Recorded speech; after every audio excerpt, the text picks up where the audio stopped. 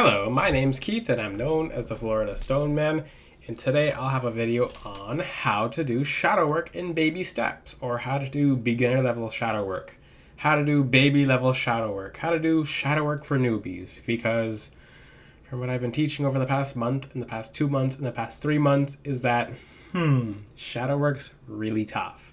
And it should be, but there's easier ways around it, there's easier ways to do it, there's easier ways to get through it. I do suggest you do the harder routes, but some people are not able to do the really hard stuff themselves, and that's understandable. So there are some ways you can water it down. Let me give you an example.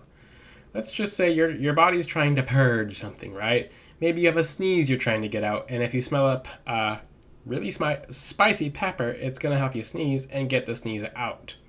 That's the analogy for shadow work. So you can use a really hot spicy pepper and achoo, woo, and you're sneezing and it's too much, and it's a big relief, but it's a little too much, and maybe the sneeze left you a little bit winded.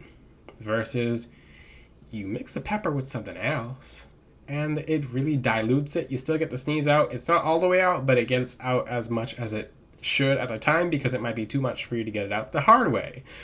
I love that example. That's an amazing example, guys. And in this example comes how I'm going to show you guys how to do shadow work. Now, how do you guys do shadow work correctly is actually really tough. It's a challenge, and the number one shadow work crystal is obsidian. I'd always use black tourmaline before obsidian, because when you do shadow work, literally every dark entity and demonic spirit will come near you and be like, oh cool, these shadows are coming out, let's try to bend them. Let's try to put a little spin on these shadows, or like have them embrace their shadows. And that's how I see people who do shadow work and then become shadowy people, then becoming dark people. And from what I've seen, those people become dark people, and it feels like someone's cursing them. It feels like someone's hexing them.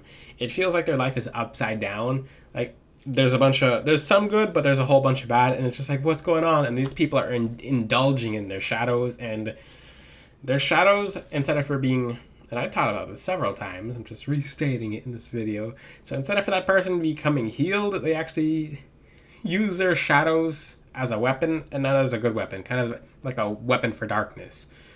So let's just say, I'm gonna go to a shadow right now. Let's just say you could be a fire sign, and you're very fiery, and maybe whatever sign is in your zodiac, your chart, you just come off as fiery, and sometimes you're a little too fiery. So I can relate, because in Western astrology, I'm technically an Aries, but there's more than that. There's more to astrology than just one sign, but just to make it simple for you guys, because you can simplify astrology to a degree. So I'm very fiery, if you guys can't tell. My videos, I have to hold myself back from really getting the message out, because I can be kind of scary and really opening people's eyes, but sometimes that's the only way to get people's eyes open. So in itself, that's a shadow. It's a beautiful quality of light, has a shadow. So I'm a very powerful speaker, but if I don't change the way I come into the message, and I don't have water down my approach, then it's kind of like a kitchen pan. It's shooting fire, and it's cooking things nicely and at a good pace. But if that fire is shooting, then you have to water the fire down. You're like, hey, fire, chill out. Like the fire is too much. Like, what's going on here? So same thing applies with people who have the energy of walking up to people in public. So if you walk up to someone in public, and you might be on one of the two sides of the spectrum, you might be in a perfect in between, but this could just flat out can apply to anyone. So when you walk up to people in public and you say hi, you're like, hi, hi. Like, there's just this energy, and people can feel your presence. But on top of that, you're already fiery, and people can feel that, and it's sometimes enough to run people off. No matter how nice of a person, no matter how nicely you try to approach, if there's too much fire about the energy, it's gonna burn some people. Most likely because they had a little bit of dark energy, even though it wasn't a lot. They might have had a little bit, and it runs them off. Versus you try to water it down, you try to hold the flames back, because the furnace is full of flames and full of fire and coals, but you sometimes should keep that in to slowly let it out so the heat is nice and it's soothing to the person. It's like, okay, this is new. I've not talked to someone like this. This is kind of refreshing because it's a nice warm feeling, and the person will feel warm around you versus you letting everything out at once. You probably won't see them again or meet them again. So that's a shadow on its own. Is what kind of person are you? Are you more a fiery person, or are you like, hi? That's my impression of like a really person who's like, and yeah, sometimes I have friends like that. They're like, hello. Or they'll just like, hi. And I do pull them out of their shell. I'm like escargot, let's go. Like, just pull them out of the shell. I'll fully pull people out of their shells and have them being talkative. And basically, if someone's too watery and they're just very chilled out, sometimes that water needs to boil a little bit. Just to get it going, just to get it, because still water is never good. Too much fire is good, too much water is never good. So if the person's too quiet, and you might be a person who's more quiet, and there could be an earth element about you. So maybe you have too much, like maybe you're so grounded. And you ever think about this?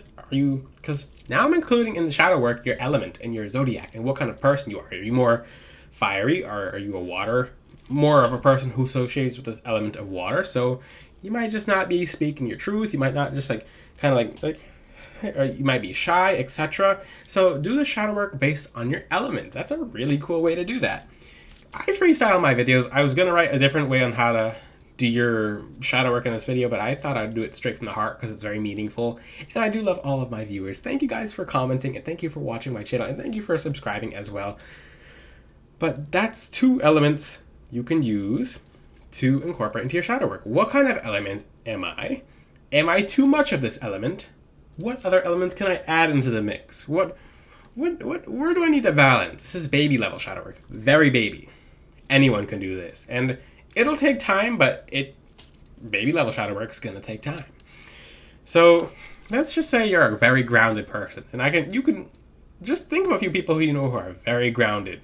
Now think of someone, and like back to my example from earlier, is there anything such as too grounded? You'll type into Google, is there anything such as too grounded? Good question, because I pondered this years ago. I'm like, can I be too grounded in wearing grounding stones? No, you actually can't. But there's an element in the earth element, there is a polarity of being too rooted into the center as to where your roots are choking your own roots. So you ever see a tree when it doesn't have enough space to grow, it starts like kind of overlapping and it starts protruding from the ground, and the tree's just not going anywhere, but it's not healthy at the same time. Same thing if you're a person who's just a little too, like you're very grounded, like yes, like the people who are associated more so with the earth element, maybe by zodiac sign, maybe it's not your zodiac sign, maybe that's just who you are as a person. But you're very grounded, but you're just stuck in your ways. That on its own is one of the biggest shadows, and people don't realize that because people are like, well, you can't have too much of an earth element. Yeah, you can have too little. Maybe you're ungrounded, and maybe you're lacking the earth element. Maybe you need to incorporate more earth element and just kind of find ways to ground. Let's just say, and this is a good example, when someone really aggravates you, like someone like just does this to your ear, what's your first reaction? Like, because I'm going to tell you right now, from someone who goes to the gym, there's been a lot of fights in my gym recently. Well, less fights when I show up because I have peace crystals on, and people will just kind of calm down when I walk into the room. When you wear crystals, the crystals will do that. It'll project peace into your environment. But I found out talking to one of these people who were getting into the fights, and I'm just like, they were telling me their side of the story. Like, well, I told them to leave, and I told them to leave again. And I said, what's wrong with you? I told you to leave again. So again, right there, it's too much fire and too much earth. The person's very fiery, and the person's very, very grounded, but so grounded to the point where they're holding their ground and they're not willing to change. I will tell you right now, if that situation ever does happen, and it's happened to me in the gym, just say, okay, you can have this area. It's yours. Most likely God's trying to move you to a different area, maybe to be safe, or maybe because you'll learn something else in the new area, but it could be in life, it could be in the gym, but you're moved over, and the person who took my machine did get heavy karma. I won't say how, that's not appropriate, but when it comes to that person, that you have to look at too much, you have to look at what you have too much of and too little of. maybe that person should have been more watery. Maybe they should have thought more. Maybe, and I'll go to the air element. Thinking. So the air element more so associates with thoughts and just kind of the higher dimensions. What do I mean by higher dimensions? It's basically when your thoughts are kind of like up in the air. You're more so in the 5D than the 3D. So it's a good thing because you think things out. You have the intuition of how things are going to go. You kind of map it, but if you're too much air element, or there's too much air element about you, you'll never be able to fully communicate it. You'll never be able to fully, it won't really apply to anything. It'll just stay in the air. There we go. So for example, if the person who had their machine taken at the gym, because I'm going to use this as an example, if they had their machine taken and they are too much air, they're just probably going to think about it too much and overthink it and just walk off her. Or even they'll underthink it, which means they have to work on thinking it out well. So that's just thinking it out better. That's a really cool way to do shadow work. And a fun way as well, because shadow work should not be fun at all, but this is a baby level stuff. This is very, very baby level. And I really had I'm like, okay, how can I, because people got really upset at me for saying shadow work should not be fun, and I stick to that. It shouldn't be fun. And this makes it more interactive. This makes it more of a challenge, but in a way that's more enjoyable, not necessarily fun, because you don't want it to be too soft when you're correcting yourself, because you won't really learn. You'll just not really make any change at that point, and that's not really helping anyone. So that's how you can do that. I do have a little tiny ritual for you guys. So, in this, you want to find out where someone needs to look at in shadows? Gratitude. And if you'd like to practice the gratitude challenge, this is a good challenge. So basically, in the morning when you're doing your prayers and you're talking to God, because most importantly, put God first. Everything else comes after God. We come after God. Our whole entire day comes after God. So make sure you're having help from God and ask God for help with the shadow work, and He will help. So when you talk to God in the morning and you talk to God in the evening, just say 15 things you're grateful for from the day before when you wake up, or maybe the first thing you're grateful for is you waking up. Maybe the second thing you're grateful for is you slept well. Or the third thing you're grateful for, you slept at all, because some people don't sleep. Fifth thing you're grateful for is you have a bed to sleep on. So name 15 things. If you want to challenge yourself, go higher than 15. Do like 30. It's not that difficult, but for some people it could be difficult. So 15 to 30 things you're grateful for in the morning, and 15 to 30 grateful things you are for, things you're grateful for in the evening. Is that shadow work? That's gratitude work, but shadows will emerge from that, because sometimes people will be like, well, I'm grateful for everything. I don't have to say what I'm grateful for, because I'm grateful for everything. I don't have to say what I'm grateful for. And I've seen people do that. People will get really upset when you ask them what they're grateful for. And they're like, I'm grateful for everything. And for people laughing at my impersonations, it's better than some of my examples. But I'm grateful for everything. And there are some people, and if you want to pull shadows out of someone on the spot, it could be a family member, and you can put them in a better place. Ask them, name 7 things right now that you're grateful for. Oh, for the people watching my video, after this video finishes, write down 7 things you're grateful for. And if it's kind of a challenge, it's like, why is this kind of it's taken me a second to think. It means practice. Your shadow lies within gratitude, and gratitude shows you more of what you have in front of you that you haven't really paid attention to, versus things that you're really worrying about. So, like I said, don't worry. Pay attention to what you have, and it multiplies. It just starts multiplying. But if you pay attention to problems, they're going to multiply too. That's a cool ritual you can do. Gratitude will get shadows popping out, because it's like, wait, I can't find out what I'm grateful for. Oh, there you go into your day. Start looking what you're not grateful for, because ungratefulness is a shadow on itself that will repel every blessing. So you'll notice things get really better when you're legitimately grateful. I've had someone come to me before, and they're just like, well, I said 15 things I'm grateful for, and nothing happened. And I'm like, were you actually grateful? No, but I said I was grateful for it. Like, listen to what you just said. Sir/ma'am. I'm not going to say who it was, but I have a lot of people that I help, and a lot of people who come to me for help. Some crystals, let me say this before the end of the video, but when it comes to shadow work, crystals, obsidian, but how can you water obsidian down? Work with rose quartz plus obsidian. Now, another shadow work crystal is malachite. Shadow work from the heart center. Rose quartz and malachite.